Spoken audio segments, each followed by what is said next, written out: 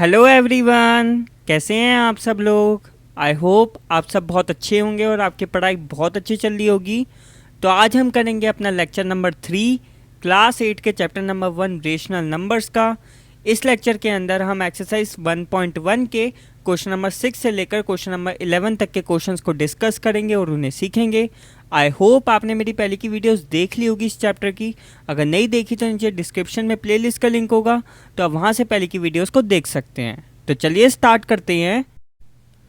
Question number 6 करते हैं।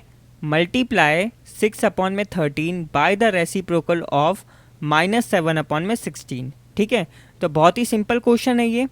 आपको क्या करना है, बस 6 अपॉन में 13 को मल्टीप्लाई करना है -7 अपॉन में 16 के रेसिप्रोकल से। ठीक है, तो देखो 6 अपॉन में 13 मल्टीप्लाई, रेसिप्रोकल का मतलब क्या होता है, उल्टा।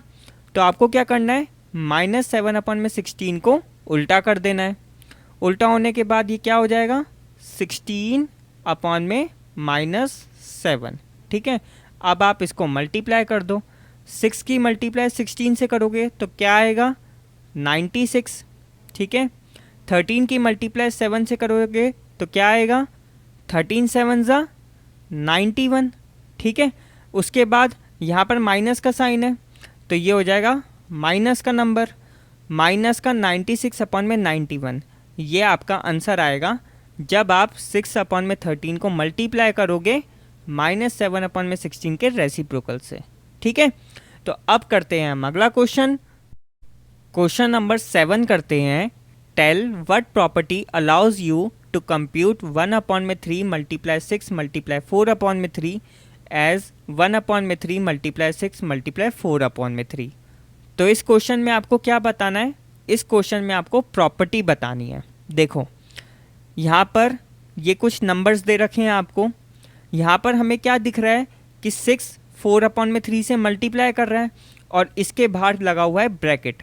ब्रैकेट का मतलब क्या है कि 6 और 4 अपॉन में 3 ये दोनों पहले मल्टीप्लाई करेंगे और फिर इससे जो आंसर निकलेगा वो मल्टीप्लाई करेगा 1 अपॉन में 3 से। ठीक है, तो अब आपको इस क्वेश्चन में ये बताना है कि कौन सी प्रॉपर्टी आपको अलाउ करती है कि आप इस क्वेश्चन को इस तरीके से सॉल्व करने के साथ साथ इस तरीके से भी सॉल्व कर सकते हो। ठीक है, इस तरीके में क्या है, यहाँ पर क्या हो रहा है, 1 अपॉन में 3 6 के साथ पहले मल्टीप्लाई हो रहा है। ठीक है, क्योंकि आप यहाँ पर देख सकते हो ब्रैकेट लगा हुआ है, तो ये दोनों नंबर्स पहले मल्टीप्लाई हो रहे हैं और इससे जो आंसर निकलेगा वो बाद में 4 अपॉन में 3 से मल्टीप्लाई होगा। तो आप चाहे इस तरीके से सॉल्व करो या फिर इस तरीके से सॉल्व करो, आपका आंसर बिल्कुल सेम ही आएगा। ठीक है, तो कौन सी प्रॉपर्टी आपको अलाउ करती है इस तरीके से करने के लिए, वो है एसोसिएटिव प्रॉपर्टी। एसोसिएटिव प्रॉपर्टी में हमने पढ़ा था a multiply b multiply c।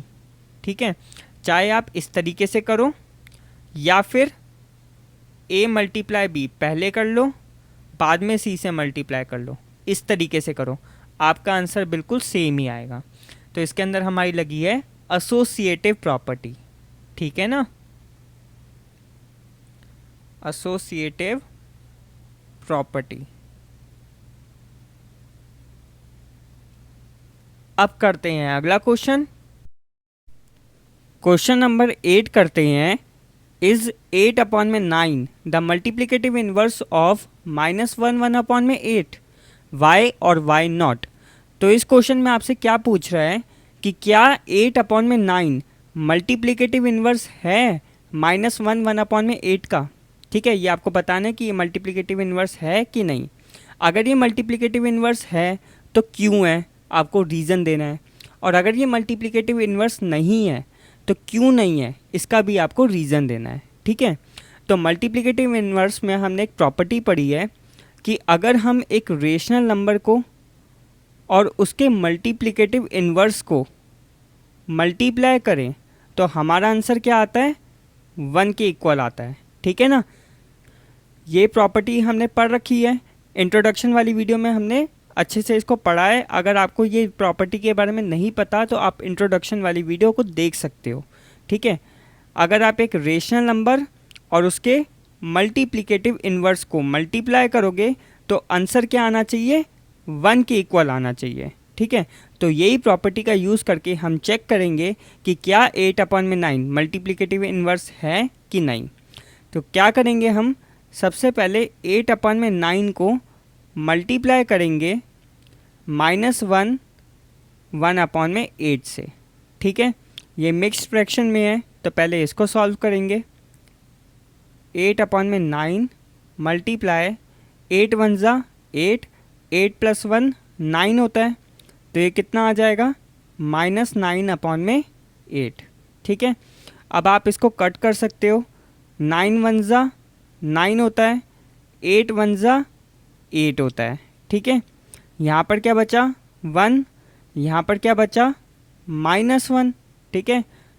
इन दोनों को मल्टीप्लाई करोगे तो क्या आएगा 1 1 ज़ा 1, लेकिन साइन कौन सा आएगा माइनस का, ठीक है। तो हमारा आंसर क्या आया -1, लेकिन आना क्या चाहिए था 1 आना चाहिए था।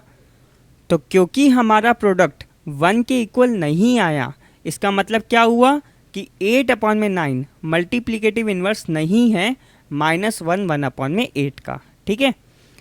अगर हमारा 1 आ जाता तो ये इसका मल्टीप्लिकेटिव इन्वर्स होता, ठीक है। तो अभी हम इसमें आंसर लिखेंगे 8/9 is not the multiplicative inverse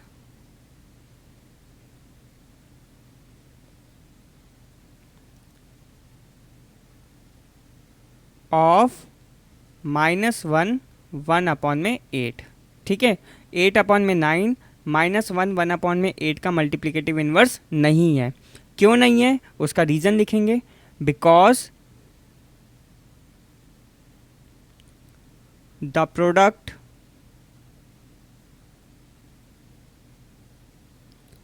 is not equal to 1, ठीक है। क्योंकि प्रोडक्ट 1 के इक्वल नहीं है, इसलिए 8/9 मल्टीप्लिकेटिव इन्वर्स नहीं है, ठीक है। अब करते हैं अगला क्वेश्चन।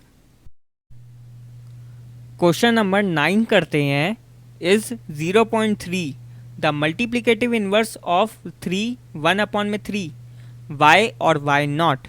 तो क्या कह रहा है ये क्वेश्चन, 0.3 क्या मल्टीप्लिकेटिव इन्वर्स है 3 1/3 का। अगर ये मल्टीप्लिकेटिव इन्वर्स है तो क्यों है, आपको ये रीज़न देना है। अगर ये मल्टीप्लिकेटिव इन्वर्स नहीं है तो आपको रीज़न देना है कि क्यों नहीं है, ठीक है। तो बिल्कुल पिछले जैसा क्वेश्चन ही है, सॉल्व करते हैं हम इसको। 0.3 ये नंबर डेसिमल वाला है, तो सबसे पहले आप इसको फ्रैक्शन में चेंज करो। यहाँ से डेसिमल हटाओगे, डेसिमल के बाद सिर्फ एक डिजिट है तो इस वजह से नीचे आ जाएगा 10, ठीक है। इसको मल्टीप्लाई करो मिक्स्ड फ्रैक्शन से जो हमें यहाँ पर दे रखा है, ठीक है। ये क्या हो जाएगा 3/10, और इसको सॉल्व करो, 3 3 ज़ा 9, 9 + 1 10, 10/3 आ जाएगा, ठीक है। इन दोनों को अब मल्टीप्लाई करते हैं, 3 1 ज़ा 3, 10 1 ज़ा 10, यहाँ पर क्या बचा 1, यहाँ पर भी बचा 1, 1 की मल्टीप्लाई 1 से करोगे 1 आ जाएगा, ठीक है। तो आप देख सकते हो दोनों का प्रोडक्ट आ रहा है 1, इसका मतलब 0.3 मल्टीप्लिकेटिव इन्वर्स है 3 1/3 का, ठीक है। तो हम यहाँ पे लिखेंगे 0.3 is the multiplicative inverse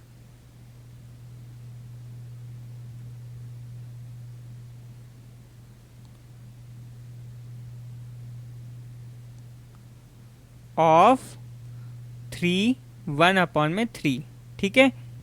reason भी आपको लिखना है, बिकॉज द प्रोडक्ट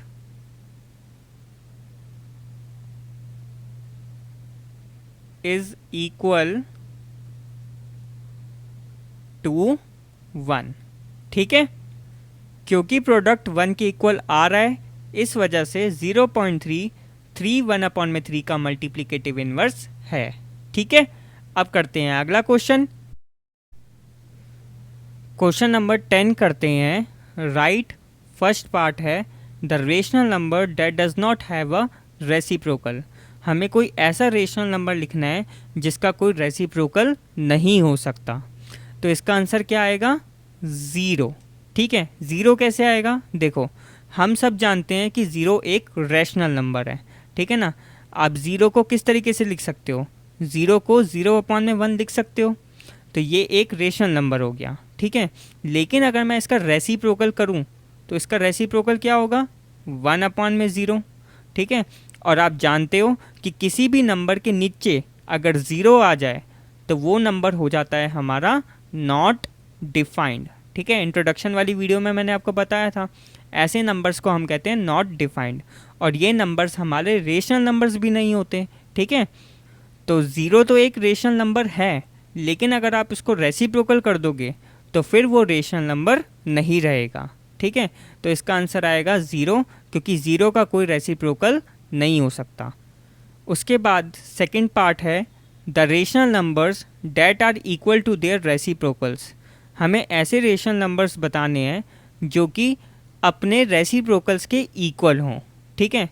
तो इसका आंसर क्या आएगा? 1 एंड -1, ठीक है। कैसे आएगा? देखो, सबसे पहले लेते हैं 1। 1 के नीचे कुछ भी नहीं है तो आप यहाँ पर भी 1 लगा सकते हो, ठीक है ना। अगर आप इसको रेसिप्रोकल करोगे तो आपको क्या मिलेगा? 1/1 ही मिल जाएगा, ठीक है ना, यानी कि 1। तो अगर आप 1 का रेसिप्रोकल भी करोगे तो आपको 1 ही मिल जाएगा, ठीक है। तो 1 एक ऐसा नंबर होता है जो अपने ही रेसिप्रोकल के इक्वल होता है। इसी तरीके से अगर मैं लूँ -1, -1 के नीचे भी कुछ भी नहीं है तो मैं यहाँ पर 1 ले सकता हूँ। अगर मैं इसका रेसिप्रोकल करूँगा तो मुझे क्या मिलेगा? 1/-1 मिलेगा, ठीक है ना। अब आप क्या कर सकते हो? इस माइनस को नीचे ना लिखकर ऊपर भी लिख सकते हो, ठीक है ना। माइनस को नीचे लिखो या ऊपर लिखो, बात एक ही पड़ेगी, ठीक है ना। तो मैं इसको किस तरीके से लिख सकता हूँ? -1/1, ठीक है। दोनों का मतलब एक ही है, फ़र्क नहीं पड़ता कि आप माइनस का साइन नीचे लगा रहे हो या ऊपर लगा रहे हो, ठीक है। अब -1/1 यानी कि -1, ठीक है। तो इसी तरीके से अगर आप -1 का भी रेसिप्रोकल करोगे तो आपको -1 ही मिलेगा। तो 1 और -1 ऐसे नंबर्स होते हैं जो कि अपने ही रेसिप्रोकल के इक्वल होते हैं, ठीक है। आपको याद रखना है ये। अब करते हैं third part, the rational number that is equal to its negative. हमें कोई ऐसा रेशनल नंबर बताना है जो अपने ही नेगेटिव के इक्वल हो। तो ऐसा कौन सा रेशनल नंबर होगा? देखो, इसका आंसर होगा 0। अब जैसे कि अगर मैं 1 लेता हूँ तो 1 तो अपने नेगेटिव के इक्वल होता नहीं है, ठीक है। 1 और -1 ये दोनों अलग अलग नंबर्स हैं, ठीक है, दोनों इक्वल नहीं होते। लेकिन अगर मैं लेता हूँ 0 को, ठीक है, 0 के आगे चाहे आप पॉजिटिव का साइन लगाओ या फिर नेगेटिव का साइन लगाओ, 0 को कोई फ़र्क नहीं पड़ता, प्लस का 0 हो या माइनस का 0 हो, 0 0 ही रहता है, ठीक है ना। 0 के आगे ना प्लस का साइन लगता है ना माइनस का साइन लगता है। अगर आप प्लस का 0 लिखोगे तो वो भी 0 माना जाएगा, अगर आप माइनस का 0 लिखोगे तो वो भी 0 ही माना जाएगा, ठीक है ना। तो इसी वजह से हम ये कह सकते हैं कि ये एक ऐसा रेशनल नंबर होता है जो कि अपने ही नेगेटिव के इक्वल होता है, ठीक है ना। तो इसका आंसर क्या आएगा? 0 आएगा। तो इस तरीके से होना था ये क्वेश्चन। अब करते हैं अगला क्वेश्चन, क्वेश्चन नंबर 11 करते हैं, फिल इन द ब्लैंक्स, ठीक है। फर्स्ट पार्ट है 0 हैज़ डैश रेसिप्रोकल। तो इसके अंदर क्या आएगा? 0 हैज़ नो रेसिप्रोकल। 0 का कोई रेसिप्रोकल नहीं होता। अभी हमने पीछे पढ़ा था 0 एक रेशनल नंबर होता है, अगर आप इसको रेसिप्रोकल करोगे तो क्या आएगा? 1/0 आएगा। और ऐसे नंबर्स को हम डिफाइन नहीं कर सकते, इन्हें क्या कहते हैं? नॉट डिफाइन नंबर्स, ठीक है। तो 0 का कोई रेसिप्रोकल नहीं हो सकता, क्योंकि अगर आप 0 का रेसिप्रोकल करोगे तो ऐसा नंबर निकल के आएगा जो कि डिफाइन नहीं है। तो इस वजह से आपको याद रखना है 0 का कोई रेसिप्रोकल नहीं होता। उसके बाद सेकंड पार्ट है the numbers dash and dash are their own reciprocals. ऐसे कौन से नंबर्स हैं जो अपने ही रेसिप्रोकल्स के इक्वल हैं? तो इसका आंसर आएगा 1 एंड -1। तो अभी हमने ये पीछे देखा था कि 1 का रेसिप्रोकल करो या फिर -1 का रेसिप्रोकल करो, वो अपने ही रेसिप्रोकल्स के इक्वल आ जाएंगे, ठीक है ना। उसके बाद थर्ड पार्ट है द रेसिप्रोकल ऑफ -5 इज़। -5 का रेसिप्रोकल आपको निकालना है। तो देखो -5 नीचे कुछ भी नहीं है तो आप 1 लगा सकते हो।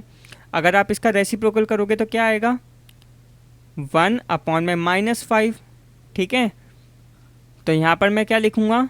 -1 अपॉन में 5, ठीक है। माइनस को चाहे आप नीचे लगाओ या ऊपर लगाओ, फ़र्क नहीं पड़ता, ठीक है ना। तो -5 का रेसिप्रोकल क्या आएगा? -1 अपॉन में 5। फोर्थ पार्ट करते हैं रेसिप्रोकल ऑफ 1 अपॉन में x where x not equal to 0 is. 1 upon में x का रेसिप्रोकल क्या होगा? 1 अपॉन में x है, इसका रेसिप्रोकल करोगे तो क्या मिलेगा? x अपॉन में 1, यानी कि x मिलेगा, ठीक है। तो रेसिप्रोकल ऑफ 1 अपॉन में x होगा, ओके। और यहाँ पर ये भी दे रखा है कि x नॉट इक्वल टू 0 है। इसका मतलब क्या है? देखो अगर x 0 के इक्वल होता तो यहाँ पर 0 आता, 1। x अगर 0 के इक्वल होता तो यहाँ पर क्या आता? 0। ये क्या बन जाता? 1 अपॉन में 0। तो ऐसे नंबर्स तो हमारे नॉट डिफाइंड नंबर्स होते हैं और ये रेशनल नंबर्स नहीं होते। तो इसलिए यहाँ पर क्लैरिफाई करके दे रखा है कि x 0 के इक्वल नहीं है, क्योंकि x अगर 0 के इक्वल होता तो ये रेशनल नंबर ही नहीं होता, ठीक है। इसलिए यहाँ पे पूरी तरीके से क्लैरिफाई कर रखा है कि x 0 के इक्वल नहीं है, ठीक है। उसके बाद फिफ्थ पार्ट करते हैं the product of two rational numbers is always a dash. तो इसमें क्या आएगा? जब भी आप दो रेशनल नंबर्स का प्रोडक्ट करते हो तो आपका आंसर किस में आता है? रेशनल नंबर में आता है। हमने क्लोजर प्रॉपर्टी पढ़ी है।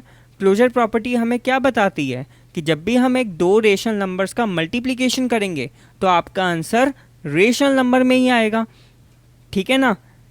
a अपॉन में b मल्टीप्लाई c अपॉन में d, ये मेरे दो रेशनल नंबर्स हो गए। इन दोनों का प्रोडक्ट करोगे तो आपका क्या आएगा? जो आंसर आएगा वो रेशनल नंबर में ही आएगा, ठीक है। ये है क्लोजर प्रॉपर्टी अंडर मल्टीप्लिकेशन। हमने इंट्रोडक्शन वाली वीडियो में पढ़ा है इसको। तो यहाँ पर आंसर क्या आएगा कि जब भी आप दो रेशनल नंबर्स का प्रोडक्ट करोगे तो आपका आंसर रेशनल नंबर में ही आएगा, ठीक है ना।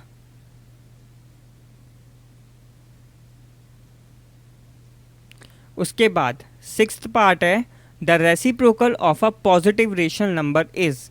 अगर आप पॉजिटिव रेशनल नंबर का रेसिप्रोकल करोगे तो आपका आंसर क्या आएगा? देखो कोई भी पॉजिटिव रेशनल नंबर ले लो, जैसे कि मैं ले लेता हूँ 1 अपॉन में 2, ठीक है। इसका अगर आप रेसिप्रोकल करोगे तो क्या आएगा? 2 आ जाएगा, ठीक है ना। तो हम कोई भी पॉजिटिव रेशनल नंबर ले लें, अगर हम उसका रेसिप्रोकल करेंगे तो हमारा आंसर भी पॉजिटिव रेशनल नंबर में ही आएगा, ठीक है ना। तो यहाँ पर हम लिखेंगे पॉजिटिव रेशनल नंबर, ठीक है। अगर कोई नेगेटिव रेशनल नंबर का रेसिप्रोकल करोगे तो आपका आंसर नेगेटिव रेशनल नंबर में आएगा। अगर आप कोई पॉजिटिव रेशनल नंबर का रेसिप्रोकल करोगे तो आपका आंसर पॉजिटिव रेशनल नंबर में ही आएगा, ठीक है। तो ये चीज़ें आपको याद रखनी है। तो इस वीडियो में इतना ही। अगर आपको किसी भी क्वेश्चन में डाउट हो तो प्लीज़ नीचे कमेंट करना, मैं आपके कमेंट का आंसर जल्द से जल्द देने की कोशिश करूँगा। अगर आपको ये वीडियो पसंद आई हो तो प्लीज़ वीडियो को लाइक कर देना, और अभी तक अगर आपने इस चैनल को सब्सक्राइब नहीं करा तो प्लीज़ चैनल को सब्सक्राइब कर दो और साथ में नोटिफिकेशन बेल को भी दबा देना ताकि आने वाली वीडियोस की अपडेट आपको मिलती रहे। So thanks for watching, keep supporting, keep loving, keep growing.